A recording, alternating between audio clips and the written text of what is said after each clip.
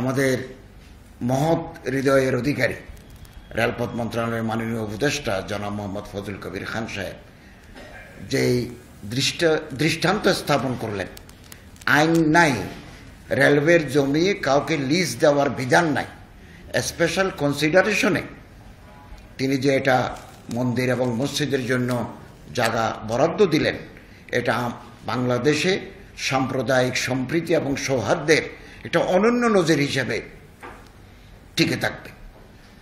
আমরা সব সময় একথা বলেছি, ধর্মীয় প্রতিষ্ঠান উপাসনালয়গুলো পবিত্রতা যারা নষ্ট করতে চায় তাদের কোনো ধর্মীয় পরিচয় নেই, তারা মূলত দুর্বৃত্ত, তারা ক্রিমিনাল। আমরা ক্রিমিনালদের কোনো প্রকার ছাড় দিতে প্রস্তুত নই। এবং আমার গোবিন্দবাবু যেটা বললেন যে বাংলাদেশ স্বাধীন হওয়ার পর থেকে হিন্দুদের অনেক জায়গা বেদখল হয়ে গেছে, আপনি শুনে অবাক হবেন। আমার মন্ত্রণালয়ের অধীনে একটা ওয়াকফ অ্যাডমিনিস্ট্রেশন আছে। বাংলাদেশের প্রতিটি উপজেলায় ধর্মীয় কারণে মহান আল্লাহর সন্তুষ্টি বিধানের জন্য কিছু বদান্য ব্যক্তি জমি দিয়ে গেছেন অনাথদের জন্য, মসজিদের জন্য, মাদ্রাসার জন্য, মাজারের জন্য। ২৫০০ একর জমি, একেবারে দলিল করা জমি, ওয়াকফ এস্টেট এই দখল করে নিয়েছে। আমি বিভিন্ন জেলায় গেলে আমার অন্যান্য কাজের সাথে আমি ডিসি মহোদয়দের সাথে বসি, বড় বড় স্থাপনা।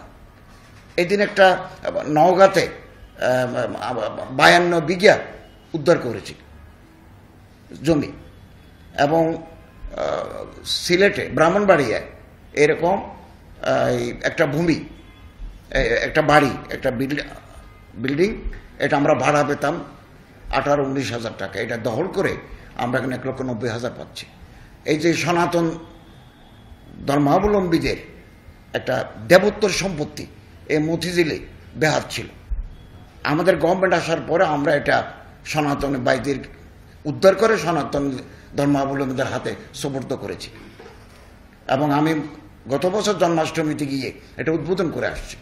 আমি আপনাদেরকে আশ্বস্ত করছি, যে সমস্ত দেবোত্তর সম্পত্তি বেদখল, যদি কোর্টে মামলা না থাকে, দলিল স্পষ্ট থাকে, কোনো ধরনের কোনো কনফিউশন যেন না থাকে, ল্যান্ড ডিসপিউট যদি না থাকে, আপনারা ধর্ম মন্ত্রণালয়ের সাথে যোগাযোগ করুন, আমাদের হিন্দু কল্যাণ ট্রাস্ট আছে তাদের সাথে যোগাযোগ করুন। আমরা in cooperation with the local administration এই দেবোত্তর সম্পত্তি আমরা উদ্ধার করে দেব। আপনাদেরকে আমরা আশ্বস্ত করছি। আজকে এই যে মন্দিরের জন্য, মসজিদের জন্য এই যে রেলওয়ের জমি হস্তান্তর, এটা ইতিহাসের মাইলফলক হয়ে থাকবে। এবং আমি সবসময় বলি, আমার এই প্রিয় মাতৃভূমি বাংলাদেশ সাম্প্রদায়িক সম্প্রীতি সৌহার্দ্যের একটা রোল মডেল। আমরা সবসময় কথা বলে আসছি। কিছু বিচ্ছিন্ন ঘটনা ঘটে, বাইরে খুব মিথ্যা প্রচারণা চলে যে এখানে মানুষ তার ধর্মচর্চা করতে পারে না, এগুলো সত্য নয়, এগুলো সত্য নয়। আসুন আমরা প্রত্যেকে মিলে আমাদের এই প্রিয় মাতৃভূমি বাংলাদেশকে গড়ে তুলি এবং সহনশীলতা, সম্প্রীতি এবং গুড আন্ডারস্ট্যান্ডিংয়ের মাধ্যমে এদেশকে আমরা এগিয়ে নিয়ে যাই। তো আজকের এই অনুষ্ঠানে আমি আপনাদের প্রত্যেককে ধন্যবাদ জানাচ্ছি, বিশেষ করে মাননীয় রেলপথ মন্ত্রণালয়ের উপদেষ্টা জনাব ফজল কবির খান সাহেবকে এরকম একটা সুন্দর ব্যবস্থাপনা নেওয়ার জন্য আপনাদেরকে ধন্যবাদ জানাই।